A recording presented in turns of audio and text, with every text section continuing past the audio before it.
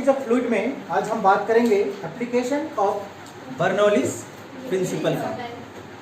कल अपने Bernoulli principal पढ़ के रखे हैं, यानी कि जितना इनपुट उतना आउटपुट, एनर्जी सभी जगह पे क्या होती है, कांस्टेंट होती है, कांस्टेंट। ये बातें हम लोग को पता है। तो आज हम समझेंगे कि आखिर में ये बर्नौलीज जो प्रिंसिपल है वो कहाँ कहाँ पे प्रयोग पे लाया जाता है। ठीक, तो चलिए सबसे पहला और मुख्य जो इसका प्रिंसिपल है वो है आपका एरोप्लेन्स का विंग्स। एरोप्लेन का विंग्स आप देखे हैं? एरोप्लेन्स नहीं देखे? कुछ इस तरह से होती है, इस तरह से होती है ना, इसका विंग्स इस तरह से, ऐसा ये वाला विंग्स इस तरह से चलती है। तो ये विंग्स की बनावट स्पेशल डिजाइन किया जाता है इसको, इसमें कुछ क्या होती है, स्पेशलिटी होती है।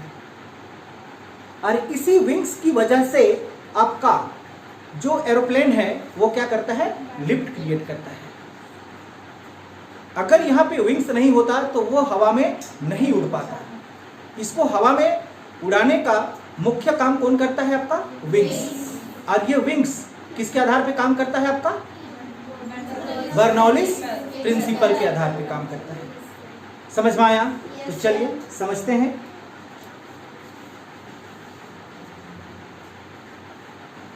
ये जो विंग्स होती है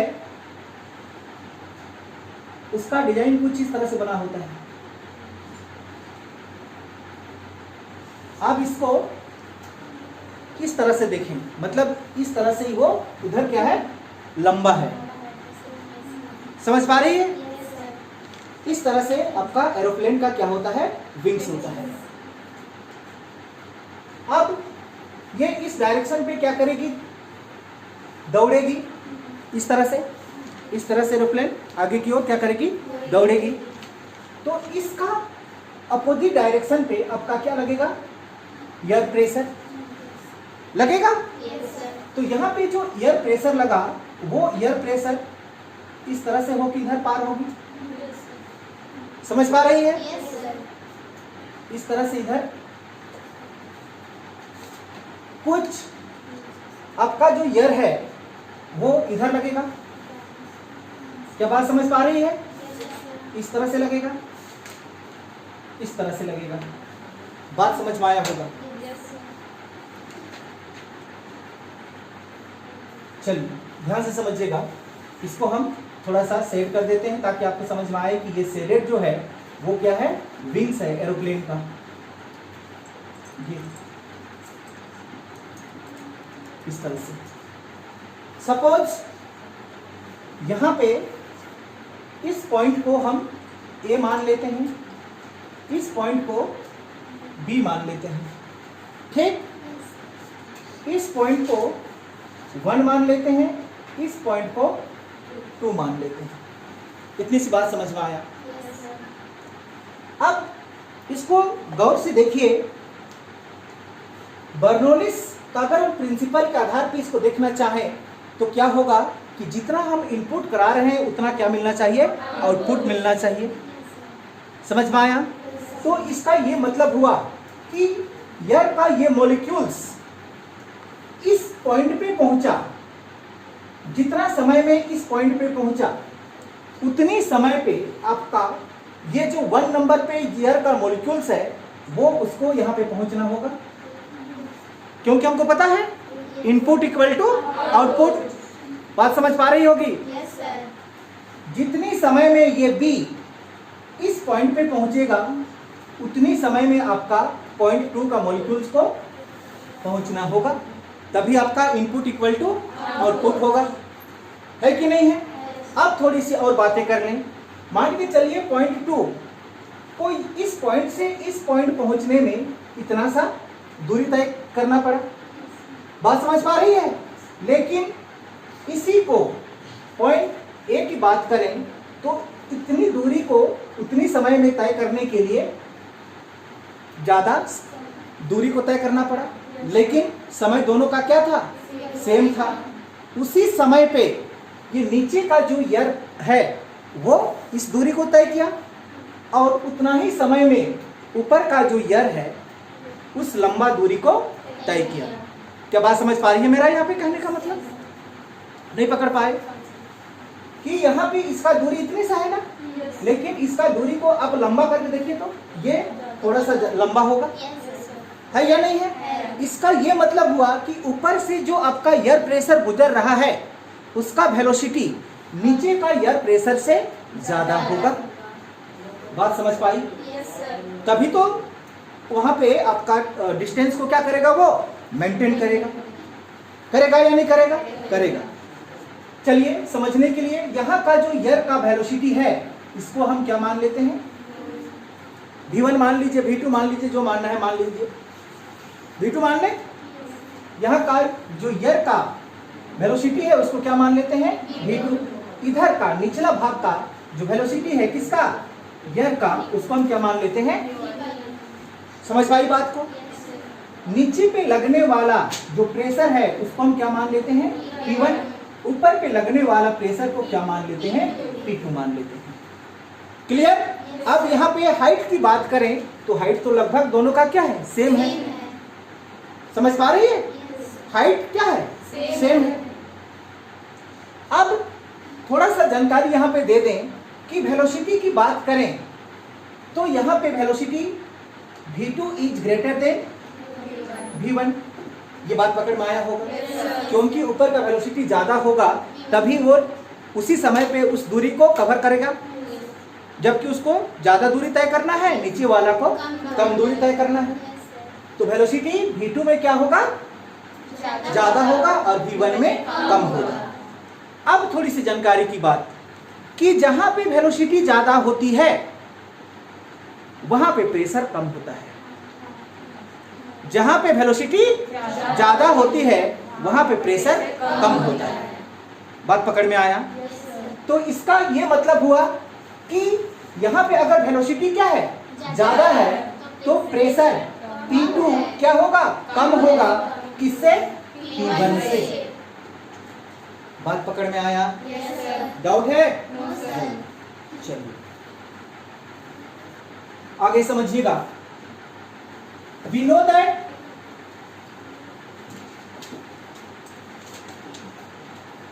energy are constant। एनर्जी क्या होती है? कांस्टेंट होता है, हम जानते हैं। यहां पे हम किसकी बात कर रहे हैं? एयर की। यहां पे फ्लूइड नहीं है, मतलब लिक्विड नहीं है। तो फ्लूइड का मतलब आपको पहले ही हम बता चुके हैं कि फ्लूइड हमारा लिक्विड हो सकता है और एयर हो सकता है। बात पकड़ में आया? तो यहाँ पे हम किसकी बात कर रहे हैं? एयर की बात कर रहे हैं, हवा की बात कर रहे हैं। तो हवा भी क्या है? फ्लूइड है। तो अगर हम बात करें इसकी एनर्जी की, एनर्जी एट ए कि ऊपर भाग को हम ए मान लेते हैं और नीचे का भाग को बी मान लेते हैं। इस तरह से समझेंगे तो शायद बेटर ढंग से हम समझ पाएंगे। समझ पा रही है? चलिए, तो अगर हम एनर्जी एट किसका बात करें? ए का। ध्यान से देखिए, इस पोर्शन को हम ए मान लेते हैं, इस पोर्शन को क्या मान लेते हैं? बी मान लेते हैं। ठीक। अब एनर्जी एट ए पोजीशन पे हमारा 3 प्रकार का एनर्जी लगता है। प्रेशर एनर्जी, काइनेटिक एनर्जी और पोटेंशियल एनर्जी। बताइए ए पे क्या एनर्जी लगेगा? प्रेशर कितना? P1। ये प्रेशर एनर्जी P1 प्लस क्या होने वाला है? Kinetic energy. काइनेटिक एनर्जी क्या जानते हैं आप? 1/2 रो। लिखेंगे? 1/2 रो। सही है? प्लस रो H1 किधर? ना इधर H1 है ना इधर H2 है। ये तो प्लेन पे है, केवल यहाँ पे क्या लिखेंगे हम? H लिखेंगे। रो जी H। अगर हाइट हमारा डिफरेंट रहता तब हम H1 और H2 लेते, लेकिन ये तो प्लेन है, यहाँ पे ऊंचाई नहीं है हमारा, तो केवल क्या लिखेंगे? H। बोलिए क्या लिखेंगे? रो जी H। समझ पाई? Yes sir. चलिए, इक्वल टू पॉइंट बी के लिए बराबर है ना? Yes sir. बोलिए, P2 plus 1/2 rho square plus rho GH। बात समझ में आया? Yes sir. चलिए, डाउट है? No sir. रो GH से rho GH cancel. Clear? Yes sir. आपके पास में क्या है? ये P1 P2 प्लस में है, यस इधर लेके लाइए। माइनस फिर क्या बचा आपके पास? इसको पहले लिखिएगा, प्लस में है ना, 1/2 रो V2 स्क्वायर, ये प्लस में है, उधर लेके जाएंगे, माइनस 1/2 रो V1 का square.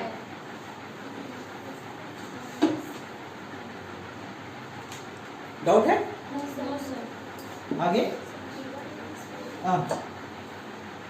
P1 minus P2 equal to 1/2 रो, यहाँ पर भी 1/2 रो। क्या कॉमन आप बाहर निकाल सकते हैं? 1/2 रो क्या निकला? कॉमन। तो क्या भी बचा आपके पास में? V2 का स्क्वायर माइनस V1 का स्क्वायर।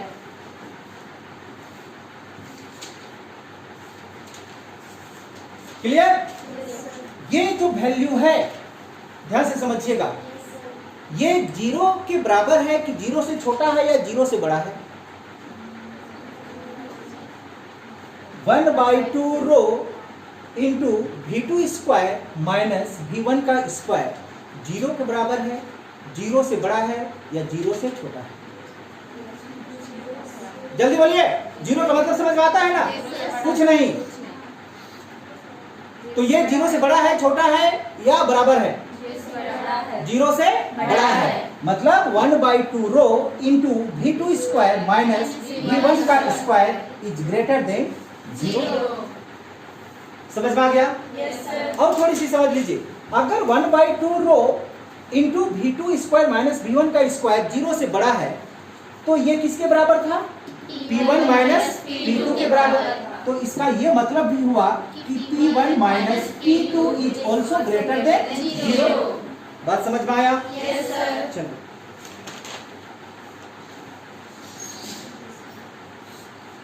डाउट है? No sir. और कहां पे प्रेशर ज्यादा, P1 में या P2 में? P1 is also greater then, है कि नहीं?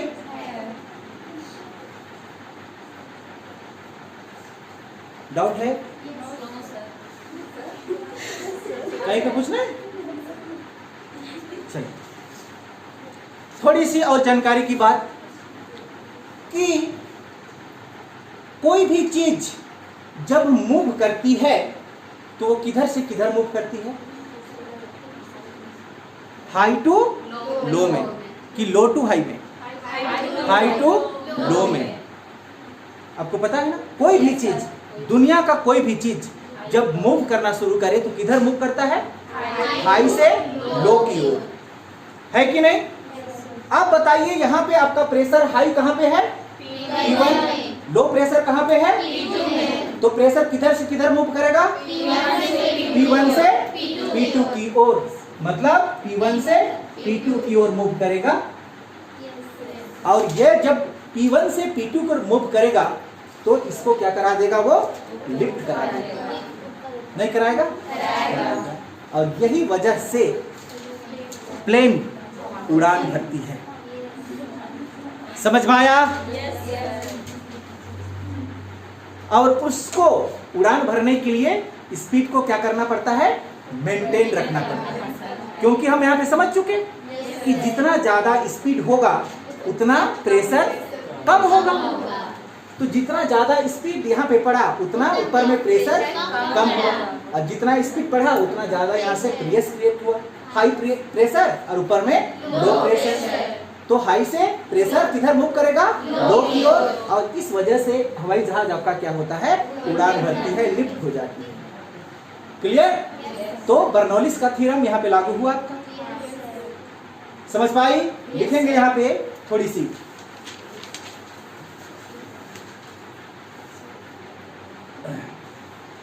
High pressure move to low pressure, है कि नहीं? मतलब आपका P1 किधर मूव करेगा, P2 की ओर मूव करेगा, और यहाँ पे आपको क्या कर देगा, ये लिफ्ट करा देगा ऊपर की ओर। समझ पाई बात? Yes sir. तो बर्नौलिस का प्रिंसिपल यहाँ पे भी लागू होता है। क्लियर? Yes sir. आगे और एक लाइन लिखिएगा, velocity is decrease, velocity is decrease then pressure will B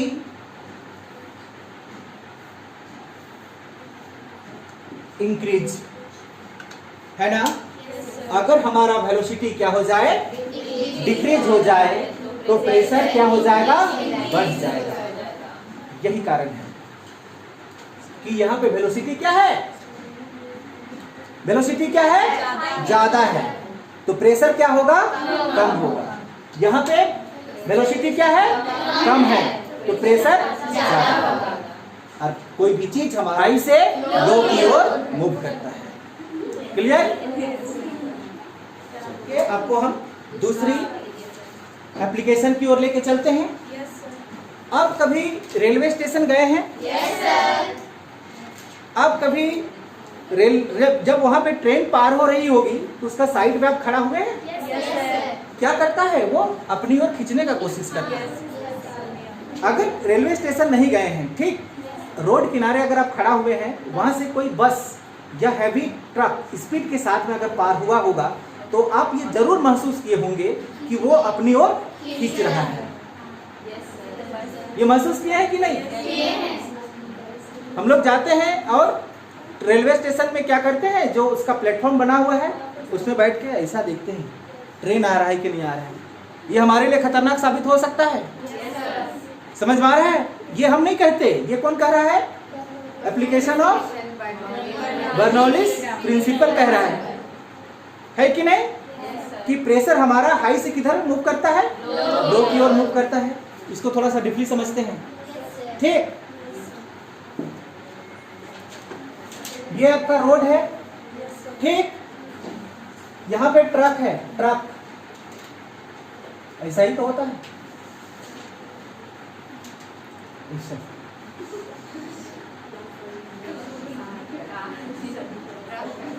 ये ट्रक है, ट्रक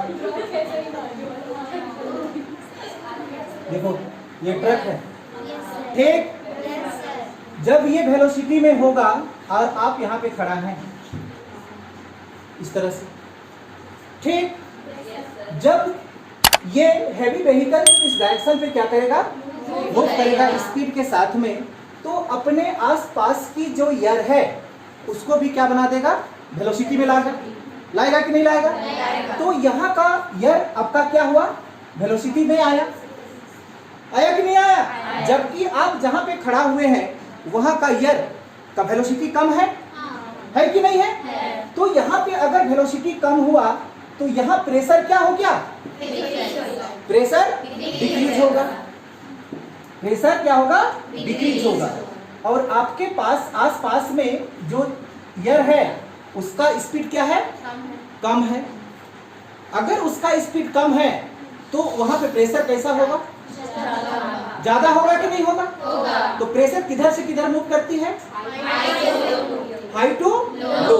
तो क्या आपके पास का प्रेशर हाई है और इधर का प्रेशर लो है, तो प्रेशर किधर मूव करती है, हाई टू लो।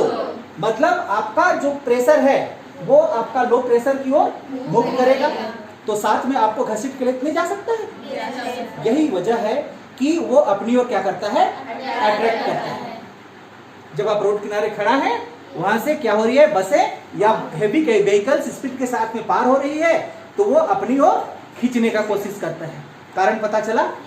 लेकिन हम लोग नहीं मानने वाले हैं, शैतान है। चाहे कुछ भी हो जाए, देखा जाएगा, हम ऐसे ही करके देखेंगे। खतरनाक होती है ना ये चीज, आप महसूस करके देखे होंगे रोड किनारे।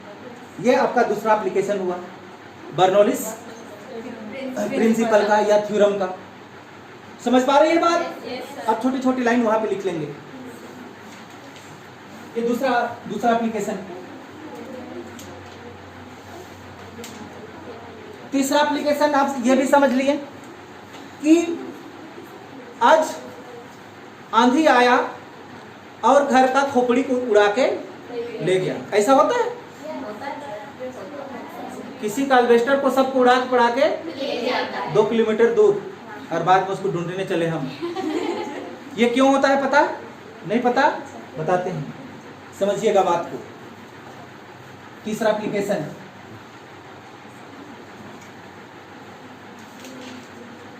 ऐसा ही होता है। घर है कि नहीं है? इधर से हवा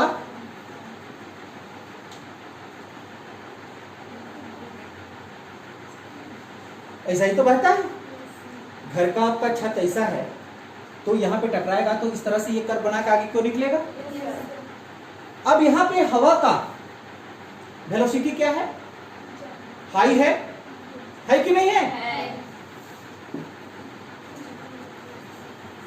हवा का वेलोसिटी क्या है आपका? हाई है। तो प्रेशर क्या हो जाएगा? प्रेशर क्या होगा? लो होगा। अब घर के अंदर हवा का जो वेलोसिटी है वो क्या है? लो। घर के अंदर पे वेलोसिटी क्या है? एयर का लो है।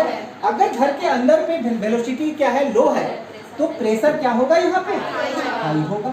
प्रेशर क्या होगा? हाई होगा। बात पकड़ में आया? अब क्या होगा कि ये जो हाई प्रेशर किधर मूव करेगा? लो प्रेशर की ओर मूव करेगा। अगर लो प्रेशर की ओर मूव किया तो साथ में आपका छप्पड़ को भी उठा के ले जाएगा। यही वजह होती है कि आंधी चला और आपका घर का ऊपर का छप्पर गायब। 5 दिन से उसको ढूंढते रहिए इधर उधर। समझ पा रहा है मेरा बात? दूसरी कहानी आप ये भी सुने हैं कि मेरे घर का खिड़की दरवाजा सब बंद था, तब भी मेरा छत उड़ा के ले गया। सुने हैं ये बात? नहीं सुने तो अभी सुन लीजिए। हमने क्या कहा, समझ में आया? कि पूरा घर का खिड़की दरवाजा को आप बंद कर दिए, हवा आया और आपका छत को उड़ा के ले गया। जबकि हवा तो घर में नहीं घुसा, तो कैसे उड़ा के लेके गया? पता चला अब कि आपका छत के ऊपर में तो हवा का वेलोसिटी क्या था? हाई था। तो प्रेशर कैसा बना वहां पे?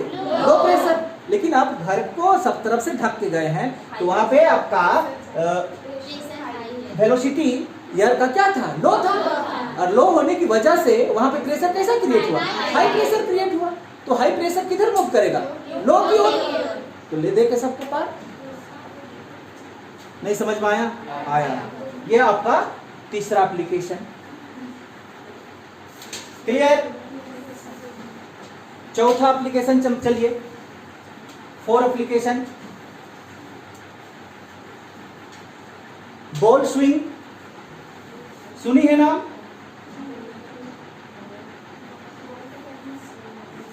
बॉल स्विंग क्रिकेट देखती है? Yes sir. वहां पे स्पिनर लोग रहता है। स्पिनर नहीं समझ में आया? स्पिनर कि बैट्समैन को लग रहा है कि अभी यहाँ पे बॉल क्या होगा? टप्पा खाएगा, लेकिन बॉल यहाँ टप्पा ना खा के उधर मुड़ जाता है, इधर मुड़ जाता है, या थोड़ा सा आगे गिरता है। यह भी किसके कारण से होता है? Application of Bernoulli principle. समझ पा रही है बात को? चलिए, ये आपका पिच है। पिच का मतलब तो समझ में आता होगा, जहां पे आपका बैट्समैन और रनर जो होता है वो खड़ा होता है। ठीक?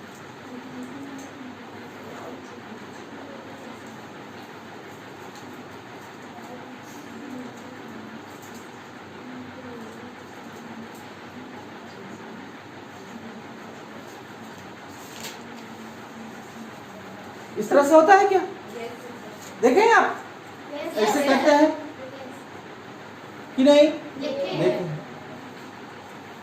अब इसका कारण को समझिए। यहाँ पे आपका बर्नौली का प्रिंसिपल कैसे काम करता है उसको चलिए ध्यान से समझिएगा कि आपका यहाँ पे लिक्विड भरा होता है। अब इसको ये जो इसका क्या है पिस्टन मान के चले, पिस्टन को हम इस तरह से करते हैं क्या? करते हैं कि नहीं करते? अगर इस तरह से हम इसको क्या करते हैं आगे पीछे करते हैं तो यहाँ पे जो आपका एयर मौजूद है वो क्या क्रिएट कर लेता है? वेलोसिटी क्रिएट कर लेता है। करता है कि नहीं करता है? अगर वेलोसिटी यहाँ पे प्रेशर वेलोसिटी क्रिएट हुआ तो यहाँ पे कैसा प्रेशर बना? Low pressure. क्या बात पकड़ में आ रहा है मेरा? आपने उसको इस तरह से पिचकारी देखे ना, इस तरह से कीजिएगा तो उसका अंदर में जो हवा है एयर है वो क्या आएगा? वेलोसिटी में आएगा। आज जब एयर वेलोसिटी में आती है तो वहां पे कैसा प्रेशर बनता है? लो प्रेशर बनता है। जबकि निचले भाग का जो एयर है उसका वेलोसिटी तो आपका कांस्टेंट है, मूव कर रहा है क्या? नहीं कर रहा है। मतलब यहाँ पे अगर ये वेलोसिटी ऑफ एयर क्या है? कम है तो यहाँ पे कैसा प्रेशर है? हाई प्रेशर है। बात पकड़ में आया? तो ये हाई प्रेशर अब किधर मूव करेगा? लो प्रेशर की ओर। इसीलिए यहाँ का पानी ऊपर में जाता है और बाहर की ओर निकलता है। बात पकड़ में आया? क्लियर? तो ये थी हमारा कुछ एप्लीकेशन, 4-5 एप्लीकेशन बर्नौलीज प्रिंसिपल का। क्लियर? अगला टॉपिक आइएगा जिसका नाम है हमारा टॉरिसेलिस लॉ।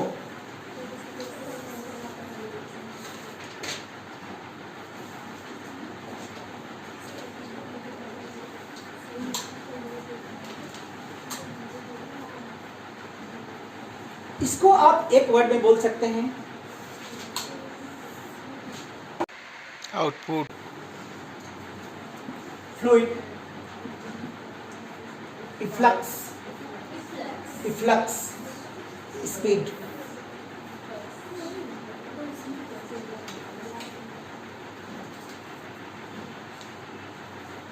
इफ्लक्स का मतलब लिख लीजिए वरना अब भूल जाएंगे। इफ्लक्स का मतलब क्या होता है? क्वांटिटी। ये हमारा फ्लूइड का क्वांटिटी का स्पीड,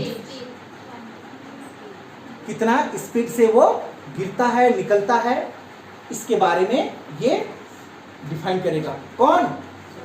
टॉरिसेलिस लॉ। चलिए लिखते हैं। पहले हम लिख लेते हैं उसके बाद समझते हैं, ठीक है? Velocity of efflux, velocity of efflux, समझिएगा इसको कि एक हम क्या लेंगे? कंटेनर लेंगे। इस तरह से क्या लेंगे? कंटेनर। इस कंटेनर के अंदर पे हम लिक्विड को क्या कर देंगे? इस तरह से भर देंगे। चलिए ये देखिए,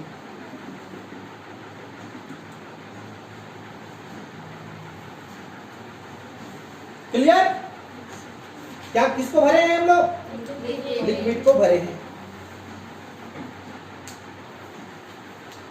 अब इसको कर देते हैं हम लोग पंचर। क्या कर देते हैं? पंचर। कहने का मतलब इसमें छेद कर देंगे। चलिए यहाँ पे क्या कर देते हैं हम लोग? छेद कर देते हैं। अब छेद कर दिए तो क्या यहाँ का पानी आपका नीचे की ओर आएगा? इस तरह से। बात पकड़ में आया मेरा? समझिएगा, ये जो छेद किए उसका अंदर का पॉइंट को हम क्या मान लेंगे? ए, और बाहर का पॉइंट को क्या मान लेंगे? बी। ये ए बी क्या है, समझ पाई? नहीं, ये पाइप है ना इस तरह से, तो आप इसको क्या किए? होल किए। तो यहाँ का भाग, बाहर का भाग बी है और अंदर का भाग ए है। क्लियर? डाउट है? चलिए ध्यान दीजिएगा, यहाँ जहां आप पंचर किए हैं ना, वहां से लेकर आपका जो वाटर का लेवल है, उस लेवल का जो ऊंचाई है उसको हम क्या मान लेते हैं? H1 मान लेते हैं। और जहां पंचर किए हैं वहां से लेकर इसका जो बॉटम है उसकी ऊंचाई को क्या मान लेते हैं? H2 मान लेते हैं। क्लियर? ये बात समझ में आई होगी। अब इसको समझने का बारी।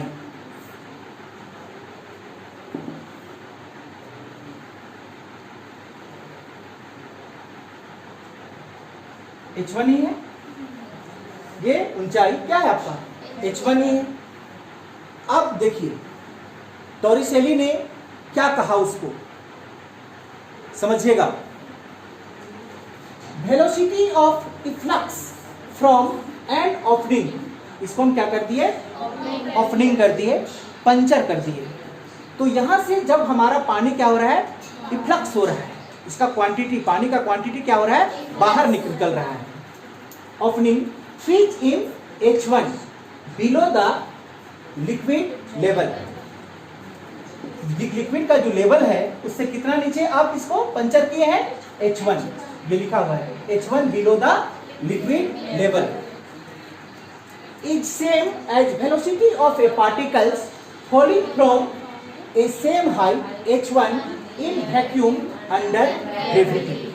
अब यहाँ पे बताते हैं आपको, जब आप इसको छेद किए ना तो ये पानी का जो स्पीड है वो कितना स्पीड के साथ में बाहर निकल रहा है। क्या मेरा बात समझ पाई? कि आपने इसको क्या किया? पंचर किया, तो यहां से पानी हमारा क्या हो रहा है? बाहर निकल रहा है। तो कितना स्पीड के साथ में पानी बाहर निकल रहा है? अब बात पकड़ में आया? कितना स्पीड के साथ में पानी बाहर निकल रहा है। तो इसको टॉरिसेली ने क्या कहा कि जितनी ऊंचाई के नीचे आप छेद किए हैं उस वाटर लेवल से किसी ऑब्जेक्ट को आप क्या करें? गिरा दें, छोड़ दें, और वो ऑब्जेक्ट जिस स्पीड के साथ में अंडर ग्रेविटी नीचे की ओर गिरेगा वही स्पीड के साथ में यहां से पानी बाहर निकलेगा। ये बात पकड़ में आया? नहीं समझ पाई? आया? यही चीज लिखा हुआ है यहाँ पे कि यहां से जो पानी का वेलोसिटी है, स्पीड है, वो किसकी स्पीड के बराबर होगा? कि इस ऊंचाई पे आप किसी ऑब्जेक्ट को रख दें और यहां से क्या कर दें? छोड़ दें। तो ये ऑब्जेक्ट जिस स्पीड के साथ में नीचे की ओर गिरेगा वही स्पीड के साथ में यहां से पानी तुम्हारा बाहर की ओर निकलेगा। ये कहा कौन? टॉरिसेली। यही बातें यहाँ पे लिखा हुआ है। देखिए, velocity of efflux from an opening which is H1 below the liquid level, liquid level से कितना नीचे? H1 है।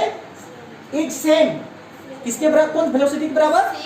Same as velocity of a particles. कोई पार्टिकल्स को हम यहाँ पे रखेंगे। फॉलिंग, फॉलिंग का मतलब गिरना। From a same height H1, H1 से गिराएंगे और उसका जो स्पीड होगा उस स्पीड के बराबर इन वैक्यूम अंडर ग्रेविटी। बात पकड़ में आया? कि यहाँ से जो ऑब्जेक्ट को अगर हम रख दें और ये ऑब्जेक्ट जिस स्पीड के साथ में नीचे गिरेगा उसी स्पीड के साथ में ये पानी क्या होगा? बाहर की ओर एग्जर्ट होगा, निकलेगा। ये कहा टॉरिसेली ने। बात पकड़ में आया? फिगर जल्दी से ड्रॉ कर लेंगे। हो गया? चलिए, इधर ये पानी का क्या है? इधर वेलोसिटी है, इधर ही तो वेलोसिटी है।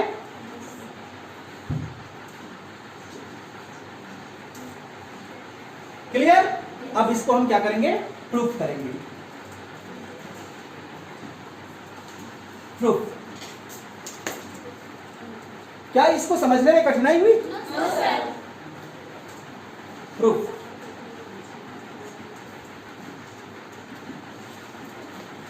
वेलोसिटी ऑफ पार्टिकल्स,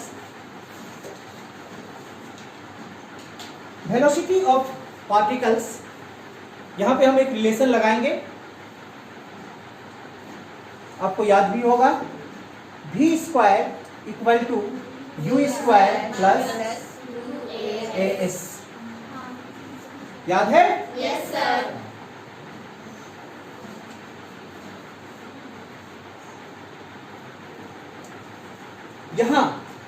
यहां से कोई ऑब्जेक्ट कहां गिरा? नीचे की ओर।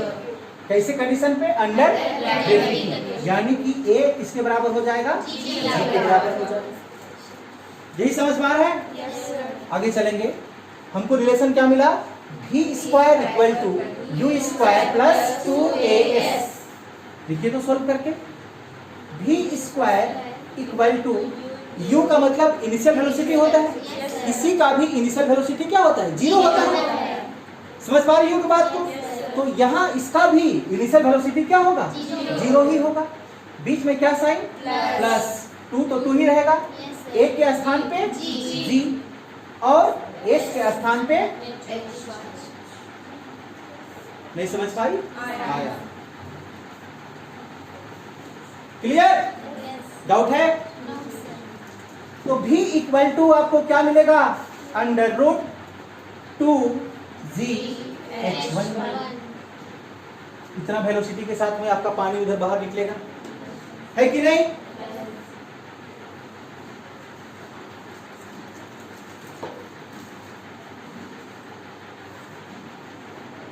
हो गया?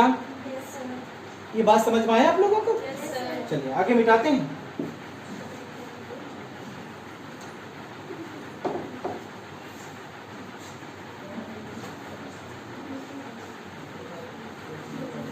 यहां पे आपको 2 पॉइंट दिखाई देता है, point A and point B. Container का अंदर भाग जहां पे हम पंचर किए हैं, वहां का अंदर का जो भाग है उसको हम क्या माने हैं? ए, और जस्ट उसका बाहर का भाग क्या है? बी। तो इसी को लिख लेते हैं। Let A and B,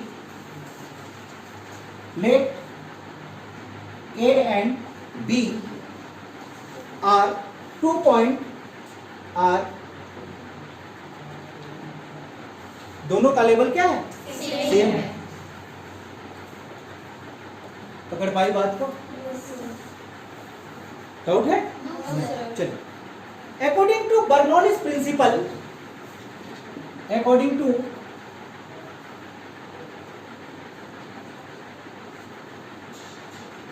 Bernoulli's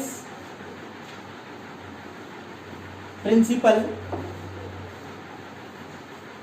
आपके पास में 2 भाग है, एक ए है और एक बी है। तो चलिए हम पहले इधर किसके लिए निकाल देते हैं? ए के लिए निकाल देते हैं। ए के लिए हमको पता है कि 3 प्रकार का एनर्जी लगता है, प्रेशर एनर्जी, काइनेटिक एनर्जी और पोटेंशियल एनर्जी। ठीक? अगर ए के लिए हम बात करें तो ए का प्रेशर एनर्जी को हम क्या मान लेते हैं? P1 plus kinetic energy 1/2 rho V1 का स्क्वायर। बात समझ में आता है? प्लस जल्दी बोलिए, पोटेंशियल एनर्जी रो जी H2, रो जी H2। ये देखिए, ऊपर से हाइट थोड़ा देखेंगे हम, नीचे से ना देखेंगे। नहीं पकड़ पाई? हाइट आप किधर से देखेंगे? नीचे से कि ऊपर से? नीचे से, है कि नहीं? हो गया?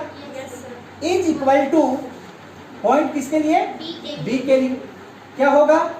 P2 प्लस 1/2 रो, जल्दी बोलिए,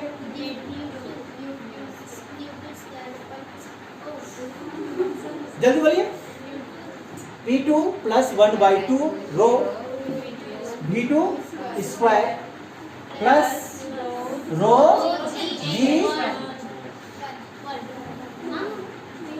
दोनों का ऊंचाई तो सेम ही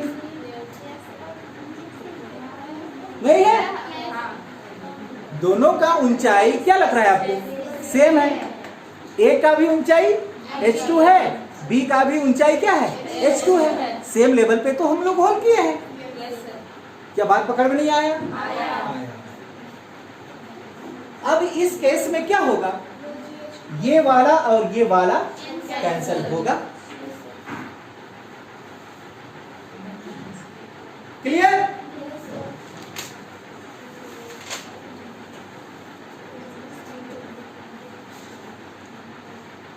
थोड़ी सी बात और सीख लेंगे यहां पे हम लोग कि आपको पता होगा प्रेशर इक्वल टू, आप क्या जानते हैं? रो जी एच हम निकाल चुके हैं। याद कीजिए, प्रेशर इक्वल टू क्या निकाले हैं? रो जी एच। याद आया कुछ? तो प्रेशर के बदले में क्या आप लिख सकते हैं? रो जी एच। समझिएगा इसको कि आपके पास में क्या है यहाँ पे? P1। तो क्या आप P1 के जगह पे रो जी H1 लिख सकते हैं? P1 है तो P1 के जगह में क्या लिखेंगे? रो जी H1। बात पकड़ में आया? नहीं पकड़ पाई? ये 1 है, इसीलिए हम यहाँ पे क्या लिख दिए? 1। और ये H1 हमको दिखता भी है, देख लीजिए। बीच में क्या साइन आपका? प्लस। समझिएगा यहाँ पे पॉइंट को। हम पॉइंट किसकी बात कर रहे हैं? ए की। 1/2 रो, ये क्या है आपका? V। V1। V1 मतलब वेलोसिटी ऑफ वाटर या liquid at point A. Point A पे लिक्विड का वेलोसिटी कितना? जल्दी बोलिए, नहीं समझ में आया? ये पॉइंट ए पे लिक्विड का वेलोसिटी कितना? कितना वेलोसिटी? हम पॉइंट ए की बात कर रहे हैं, पॉइंट बी की बात नहीं कर रहे हैं। पॉइंट ए पे लिक्विड का वेलोसिटी कितना? 0 नहीं है, कोई भी वेलोसिटी नहीं है वहां पे। पॉइंट ए में अंदर की ओर पानी में कोई वेलोसिटी है अंदर की ओर? नहीं है। वेलोसिटी कहां पे है? पॉइंट बी पे। पॉइंट ए पे वेलोसिटी कितना? 0। तो क्या आप V1 के जगह में 0 डाल देते हैं? समझिएगा मेरा बात को। V1 के जगह में 0 डाल देते हैं तो ये पूरा टर्म आपका 0 हो जाएगा। नहीं समझ में आया? ये 0 हम कहां से लेकर आए, समझ पाई? बात पकड़ में आया?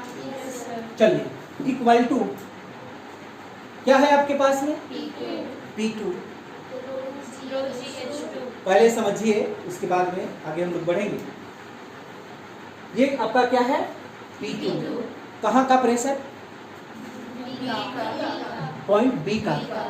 क्या पॉइंट बी के पास में कोई प्रेशर लग रहा है? कोई प्रेशर लग रहा है वहां पे? क्या प्रेशर लग रहा है? क्योंकि ये तो हमारा इधर से इधर आ रहा है। समझ रहे पॉइंट को कि यहाँ पे कोई प्रेशर लग रहा है हमारा पॉइंट बी पे। अगर यहाँ पॉइंट बी पे प्रेशर लगता तो आपका पानी बाहर निकलता? निकलता? नहीं निकलता। तो यहाँ पे प्रेशर नहीं लग रहा है, इसके कारण से क्या हो रहा है? पानी बाहर निकल रहा है। मतलब P2 यहाँ पे क्या हो जाएगा आपका? 0। प्रेशर वहां पे नहीं है, तो क्या हो जाएगा? 0 प्लस, ध्यान दीजिए, 1/2 रो V2 स्क्वायर। ये बचा आपके पास? बात पकड़ में आया? एक बार यहाँ पे हम रिविजन करेंगे कि यहाँ पे 0 कहां से आया?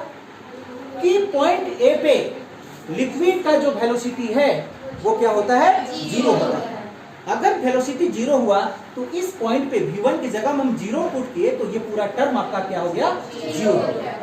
अगर यहाँ से वेलोसिटी के साथ में हमारा वाटर बाहर की ओर निकल रहा है, इसका मतलब हुआ कि पॉइंट बी पे कोई भी प्रेशर नहीं लग रहा है। मतलब P2 इक्वल टू 0। तो P2 के स्थान पे हमने क्या डाला? 0 प्लस आपका ये टर्म यहाँ पे दिखाई देता है। क्लियर? ये रो से ये रो कैंसिल होगा।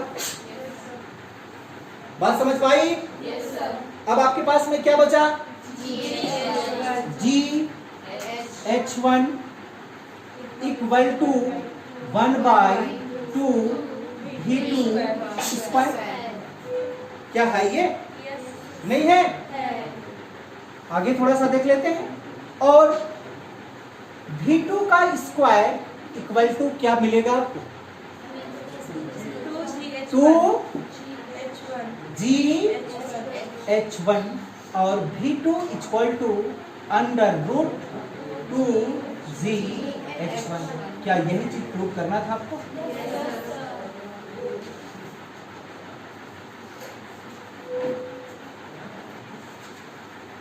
बात पकड़ पाई?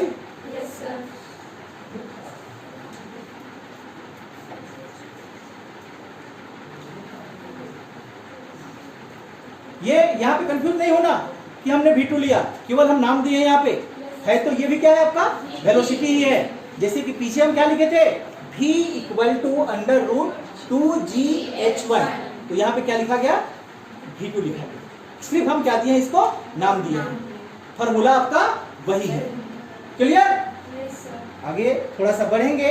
अगर यहां से पानी निकल रहा है तो वो कितना समय पे आपका ग्राउंड पे पहुंचेगा? कुछ तो समय लगेगा पहुंचने में। बात मेरा पकड़ में आया? तो उसको निकाल लेते हैं कि आपने पंचर किया, वहां से पानी निकलना शुरू हुआ, तो वो निकला हुआ पानी कितना समय पे आपका ग्राउंड पे पहुंचेगा, है कि नहीं? चलिए, अगर क्वेश्चन में पूछेगा तब भी आप लिखेंगे, अगर नहीं पूछेगा तो आप नहीं लिखेंगे। टोरिसेली लो पूछेगा तो आप यहीं तक लिख के क्या कर देंगे, छोड़ देंगे। समझ में आ गया?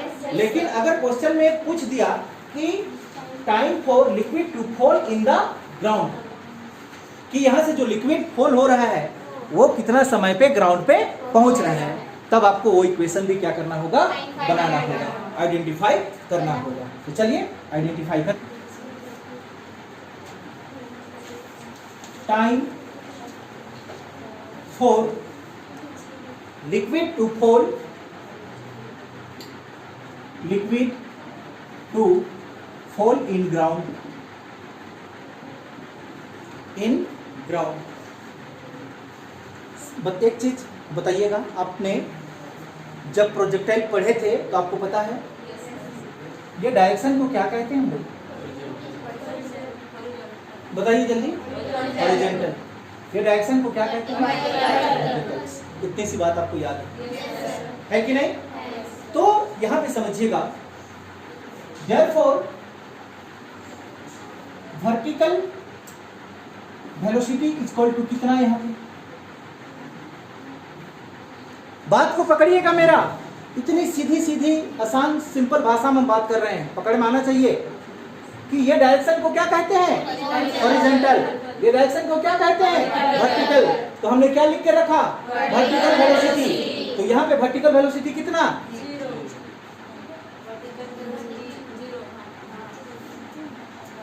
0। कंफ्यूज क्यों होती है, साइंस है, जो दिख रहा है उसको बोलना है। क्या इस डायरेक्शन पे यहाँ पे वेलोसिटी लग रहा है, नहीं लग रहा है? बात पकड़ में आया?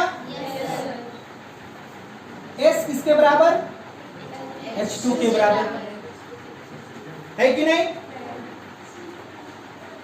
T किसके बराबर, T के बराबर। A किसके बराबर, G के बराबर, है कि नहीं?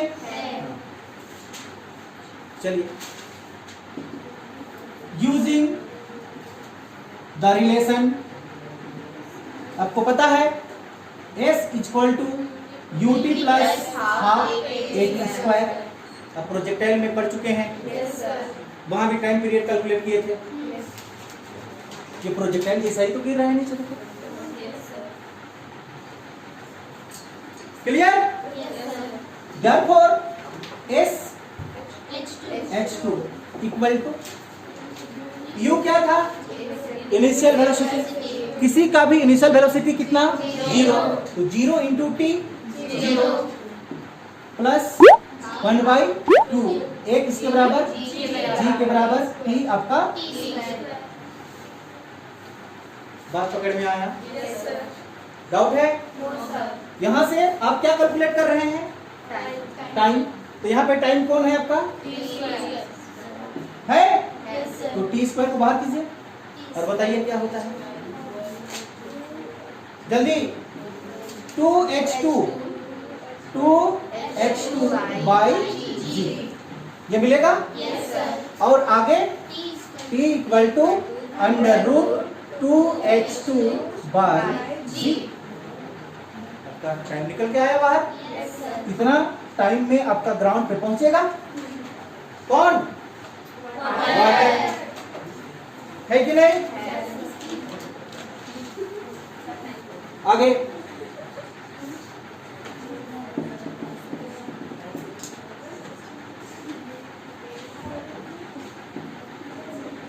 रेंज,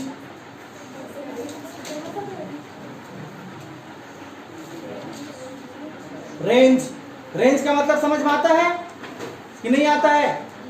कि यहां से पानी हमारा गिरा तो यहां से कितना दूर पे गिरेगा?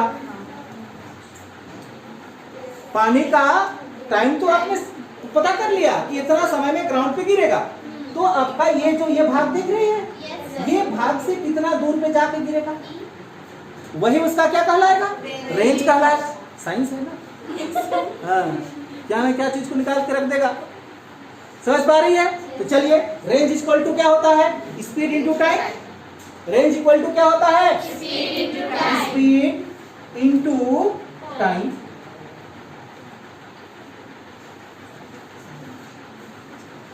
बात पकड़ में आया? बताइए स्पीड क्या निकाल के रखे हैं?